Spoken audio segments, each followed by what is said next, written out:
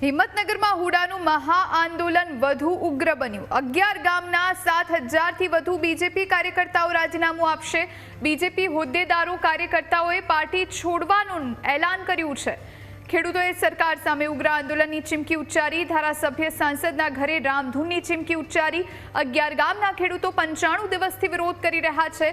હિંમતનગરમાં બજાર, ધંધા, શાળા, કોલેજ સજ્જડ બંધ। હુડા રદ ન થાય તો સ્થાનિક સ્વરાજ સહિત ખેડૂતો વિધાનસભામાં કરારો જવાબ આપશે। સાબરકાંઠામાં સરકાર સામે ખેડૂતોનો બળવો। હુડા રદ નહીં થાય તો ભાજપને મોટો ઝટકો લાગશે।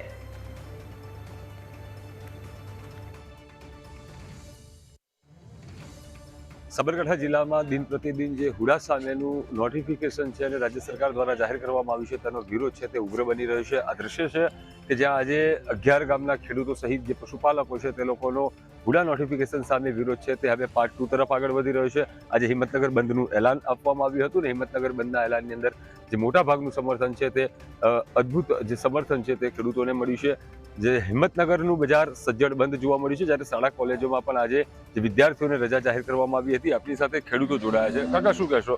હુડા નોટિફિકેશનનો વિરોધ આજે 95 દિવસ કરતા વધુ દિવસ થયા, કેટલો આક્રોશ છે? અત્યારે ખેડૂતોને એટલો આક્રોશ છે કે ખરેખર આનું રિઝલ્ટ તાત્કાલિક જોઈએ, નકર પરિસ્થિતિ ખરાબ થશે। એની જવાબદારી સરકારની રહેશે। અત્યારે હુડા નિમિત્તે હિંમતનગર બંધનું એલાન આપ્યું હતું। એમાં વેપારી મિત્રો નાના બધાએ સહકાર આપ્યો છે અને પોતાની સ્વેચ્છાએ બંધ રાખ્યું છે। કોઈના કહેવાથી બંધ નહીં રાખી, પોતાની સ્વેચ્છાએ દરેક સંસ્થાઓ બંધ રાખી છે। શાળાઓ પણ પોતાના છોકરાઓએ મોકલ્યા નથી વાલીઓએ અને પોતે બંધ રાખ્યું છે।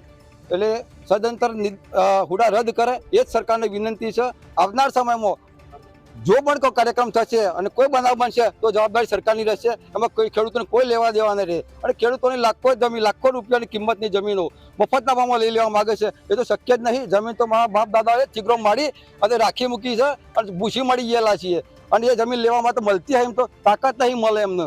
જે મારી રાખો તો મારી રાખો, બાકી જમીન તો મળશે નહીં મળે। યુવાનો પણ આપની સાથે જોડાયા છે, શું કહેશો? વડવાઓની જમીન છે કપાતમાં જઈ રહી છે, હુડા સામે વિરોધ છે, સરકાર સામે કેટલો રોષ? સરકારને મારે એટલું જ કહેવું છે કે જો તમે ફટાફટ હુડાનું રદ કરો નકર તો તમે રદ થઈ જશો। એ આ મન કરતા આવડે છે રદ કરતા। અને બીજું કે જે બાપ દાદાઓ જમીન ભેગી કરી છે એમને એવું લાગે છે એમની જમીન જતી નથી, એને ખબર નથી। જેની જમીન જાય છે એને ખબર પડે છે કે કેવું થાય છે।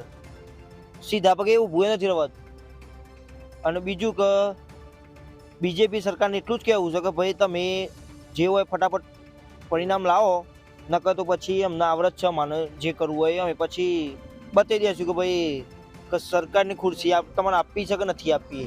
આટલું જન સમર્થન મળી રહ્યું છે, કોઈના ઈશારે કોઈ નાચી નથી રહ્યું। હુડા રદ કરવા માટે કેટલી જન સમર્થન મળી રહ્યું છે। અમારા બાળકોની આજીવિકા છીનવાઈ રહી છે, નોકરીઓ નથી મળતી। અત્યારે સરકાર જોડે પણ નોકરીઓ નથી। અત્યારે લોકો રસ્તા ઉપર ઉતરી રહ્યા છે। દરેક જગ્યાએ ગુજરાતમાં આંદોલનો ચાલી રહ્યા છે।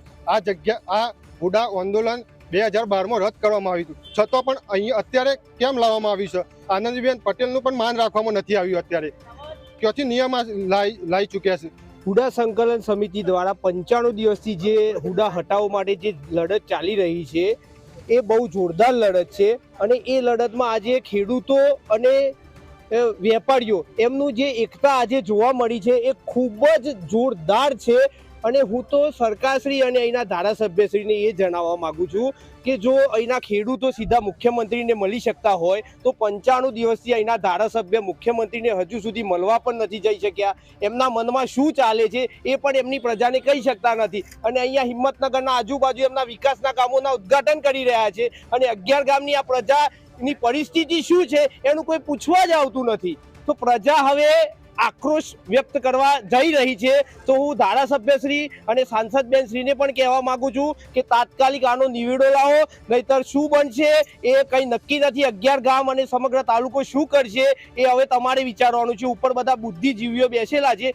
અંદાજે કેટલા કાર્યકર્તાઓ હોઈ શકે જેમને રાજીનામું ધરી દેવાની વાત કરી છે? અંદાજે 7 થી 8 હજાર કાર્યકર્તાઓ છે, કારણ કે 11 ગામની જે વસ્તી છે એ બધી બીજેપી જોડે જ જોડાયેલી છે। એ અમારા કરતા એમના જોડે વધારે આંકડા છે દરેક ચૂંટણીના કે કોને કેટલો મત વધારે આપ્યો છે, તો એમને હવે જોઈ લેવાનું છે, એમને જ નક્કી કરવાનું છે।